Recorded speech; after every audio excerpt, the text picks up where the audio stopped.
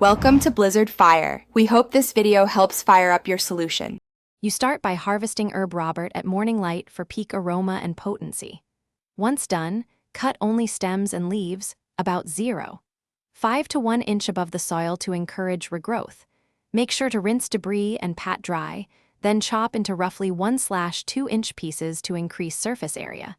You do this because smaller pieces release compounds faster. Next steps will turn this plant into a usable infusion and tincture without wasting time on unnecessary. You now make an infusion to extract soluble compounds.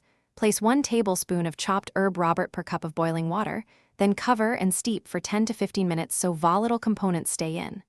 Once done, strain into a heat-proof jar and press the plant solids to maximize extraction.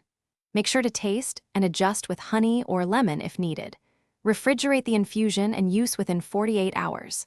This step gives a gentle, drinkable preparation fast and safely. You make a tincture for longer-term use by packing dried or fresh herb into a jar and covering with 40 to 60% alcohol at a 1:5 ratio, then seal and store for 4 to 6 weeks, shaking daily to aid extraction.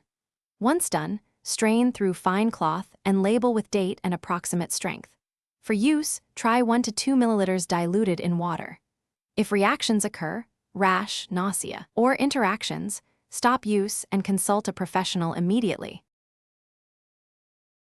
Thanks for watching. If you found this helpful, don't forget to like and subscribe.